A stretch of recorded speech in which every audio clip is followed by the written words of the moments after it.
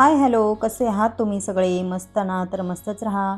मी प्रियंका तुम्हा सगळ्यांचं पुन्हा एकदा स्वागत करते अजून एका नवीन ब्लॉगमध्ये.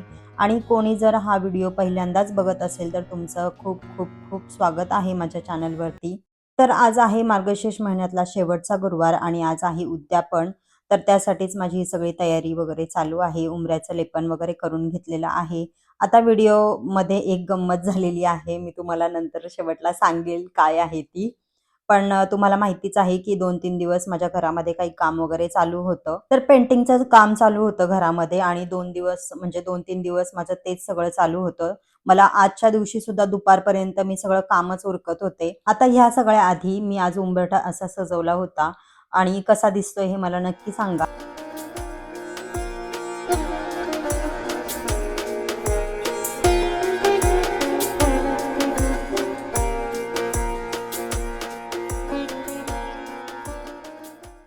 पेंटिंगचं काम माझं मंगळवारी रात्री झालं पूर्ण आणि मला बुधवारी एक दिवस होता माझ्याकडे. कारण गुरुवारी आपलं उद्यापन होतं. सो मला सगळी साफसफाई वगैरे करून घ्यायची होती. त्याच्यामुळे बुधवारी मला जेवढं जमेल तेवढं मी सगळं साफसफाई करून घेतली होती.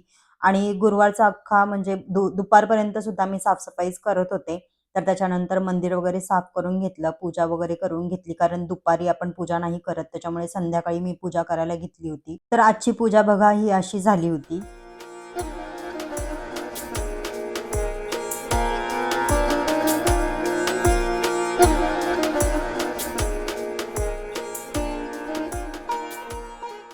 घरामध्ये अजून बरीचशी कामं बाकी आहेत. पण आजच्या दिवशी मला साफसफाई तर पूर्ण करायचीच होती. कारण आज उद्यापन आहे आणि लेडीज वगैरे येतात आपल्या घरामध्ये किंवा आपण बोलवतो सगळ्यांना पाया पडायला, दर्शनाला वगैरे. त्याच्यामुळे माझं असं होतं, की मला 2 दिवसात कसंही करून घर साफ करायचंच आहे. तर आजचा अख्खा दिवस म्हणजे दुपारपर्यंत मी घरच साफ करत होते. मला छोट्या-छोट्या गोष्टी बऱ्याच असतात घरामध्ये. तर तेच साफ-सफाई करण्यासाठी पूर्ण दिवस गेला होता माझा आजचा. आणि घरच साफ झालं नाही तर मंदिरात पूजा वगैरे तरी काय करणार आपण देवघरामध्ये. त्याच्यामुळे मी सकाळी पूजा वगैरे पण नव्हती केली कारण मंदिर सुद्धा घाण झालं होतं, खराब झालं होतं, डस्ट वगैरे बसली होती भरपूर. तर त्याच्यामुळे मंदिर वगैरे सुद्धा मला साफ करायचं होतं. तर दुपारी तर मी नाही केलं, संध्याकाळी करायला घेतलं होतं. ज्या दिवशी आपल्याला घाई असते ना कामाची, ज्या दिवशी पटकन कामं उरकावं असं वाटत असतं ना, पण त्याच दिवशी नेमका एवढा लेट होतो ना कामांना आणि हे नेहमी माझ्यासोबत होतं बरं का. पण ठीक आहे चला असो. घरामध्ये थोडं पेंटिंग वगैरे झालंय त्याच्यामुळे खूप फ्रेश वाटतंय. बरं वाटतं आपल्याला सुद्धा घरामध्ये काही नवीन चेंजेस वगैरे झाले तर. अजून खूप छोटे-छोटे चेंजेस आहेत तर ते येणाऱ्या व्लॉगमध्ये वगैरे तुम्हाला दिसेलच. ह्या सगळ्या कामांमध्ये ना मला आज साडीसुद्धा घालायला वेळ नाही मिळाला. मी असा विचार केला, की आधी पूजा वगैरे मांडून घेईल. जे पण काही कामं आहेत तर ती करून घेईल आणि मग साडी घालेल जेव्हा मला पूजेला बसायचंय तेव्हा. तर बघा इथे मुखवट्याला मळवट सुद्धा भरून घेतला होता मी आणि खूप सुंदर दिसत होतं.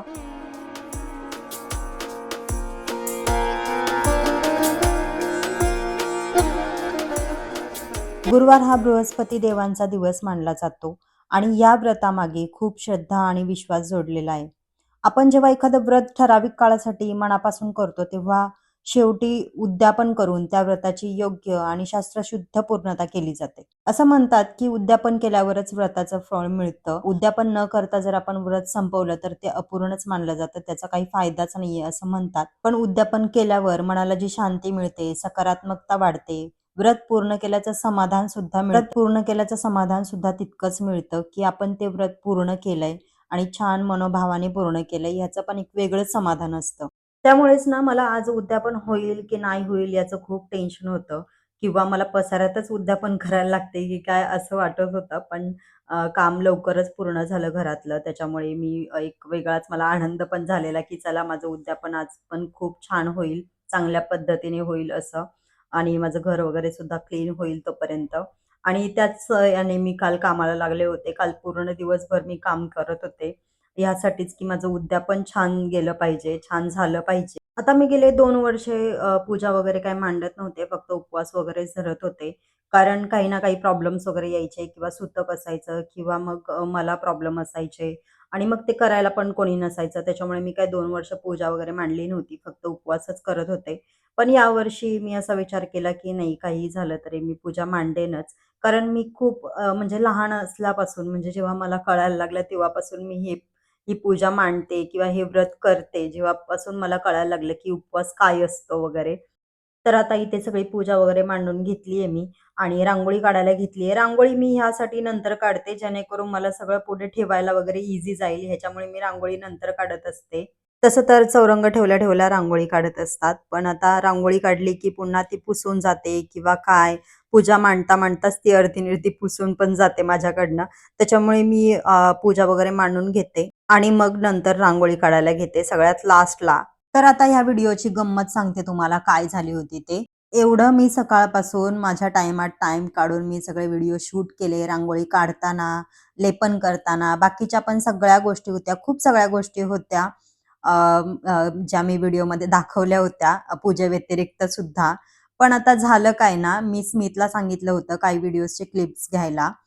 जे की मी नव्हते घेऊ शकत. म्हणजे त्याला सांगितलं होतं, की "तू बघ कशा येतायत काय." कारण मला पूजेवर कॉन्सन्ट्रेशन करायचं होतं. मला व्हिडिओमध्ये लक्ष नव्हतं द्यायचं.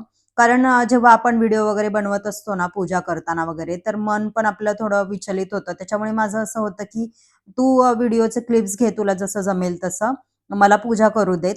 आणि त्याने आज काय पहिल्यांदा माझे व्हिडिओ शूट केले नव्हते. तो नेहमीच करतो जेव्हा मला टाईम नसतो. म्हणजे मला त्याच्यामध्ये लक्ष घालायचं नसतं किंवा मी माझं काम करत असते. तर व्हिडिओ कसा येतोय, अँगल कसा आहे, ह्या सगळ्या गोष्टी तोच बघत असतो. जेव्हा तो घरामध्ये असतो तेव्हा. तो नसतो तेव्हा तर मलाच सगळं बघायचं असतं. पण आज तो दुपारनंतर घरी होता संध्याकाळी. त्याच्यामुळे मी त्याला सांगितलं होतं बघायला कारण मला पूजा करायची होती. त्याच्यामुळे मी काय लक्ष देऊ शकत नव्हते. तर त्याला सांगितलं होतं मी, की "तू बघ" म्हणून. तर हा प्रॉब्लेम झाला, की त्याने सगळे व्हिडिओ वगैरे शूट केले माझे जेवढे पाहिजे होते तेवढे आणि नेमकं काही व्हिडिओ शूट करायच्या वेळेस त्याला स्टोरेज फुल दाखवलं. त्याच्यामुळे त्याने मला विचारलं सुद्धा, की "आई स्टोरेज फुल दाखवतंय, तर मी काही व्हिडिओज डिलीट करू का?" तर मी त्याला हे बोलली, की "तू आधीचे व्हिडिओज आहेत जुने, तर ते डिलीट कर, आजचे सोडून." तर आता ही स्टोरी मी पुढे सांगते, पण त्याच्या आधी ही माझी पूजा वगैरे सगळी मांडून झाली होती. तर बघा आजची पूजा ही अशी झाली आहे.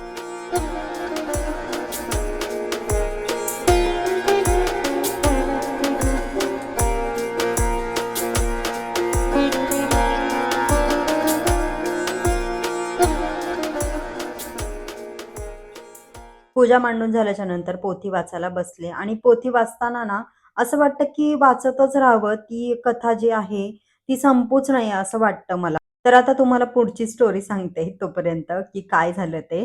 कारण ना मला खूप म्हणजे खूप त्रास झाला ह्या गोष्टीचा. पण ठीक आहे चला मुलांकडून ह्या सगळ्या गोष्टी होत असतात, अशा काही गोष्टी. तर त्याने काय केलं, की जे माझे आजचे सुद्धा व्हिडिओ होते म्हणजे मी शूट केले होते पूजेच्या आधीचे म्हणजे उंबरठा लेपनाचे वगैरे किंवा ते पूजा व्यतिरिक्त सुद्धा काही व्हिडिओज होते घरातले वगैरे, तर ते सुद्धा त्याने डिलीट केले. त्याला असं वाटलं, की फक्त पूजेचेच व्हिडिओ ठेवायचेत, बाकी सगळे डिलीट करायचेत. तर त्याला जिथे-जिथे पूजा केलेली मी दिसली आजची, तर त्याने तेच व्हिडिओ ठेवलेत. बाकीचे सगळे व्हिडिओज डिलीट करून टाकलेत.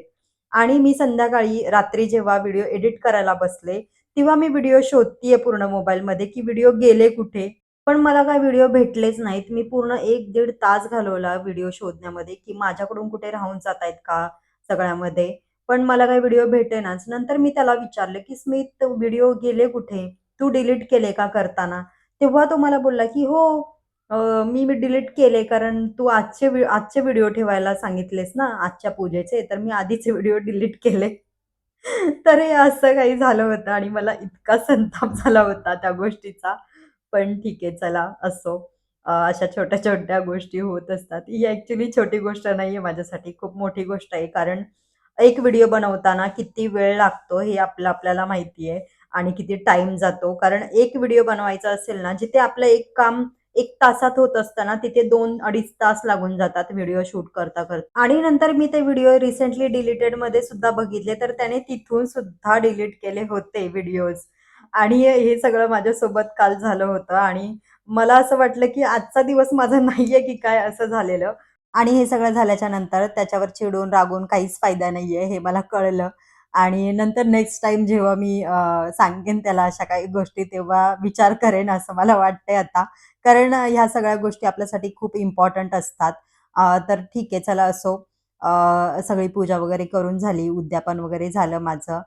सोसायटीतल्या काही फ्रेंड्स वगैरे होत्या, तर त्यासुद्धा घरी येऊन गेल्या आणि त्यासुद्धा मजा-मस्ती करतात अशा छान आहेत. आता आमची एक पिकनिक सुद्धा जाणार आहे. तर तो सुद्धा व्लॉग मी तुमच्यासोबत शेअर करेन. त्यातले पण काही व्हिडिओज वगैरे आम्ही कशी मज्जा-मस्ती वगैरे करतोय. तर चला अशा काही आजचे व्हिडिओज वगैरे आहेत माझे तुटके-मुटके, तर तुम्ही प्लीज समजूनच घ्याल. मला माहीत आहे. तर आजची पूजा आणि आजचं उद्यापन माझं खूप छान झालं होतं. खूप मस्त वाटलं. तुम्हालाही हा माझा व्हिडिओ कसा वाटला मला नक्की सांगा. व्हिडिओ आवडला असेल तर लाईक करा, शेअर करा, कमेंट करा आणि चॅनलला सबस्क्राईब केलं नसेल तर नक्की सबस्क्राईब करा. तर चला भेटूया अशाच एका नवीन ब्लॉगमध्ये. तोपर्यंत हसत राहा, खुश राहा, आनंदी राहा आणि सगळ्यात महत्त्वाचं स्वतःची काळजी घेत राहा. बाय.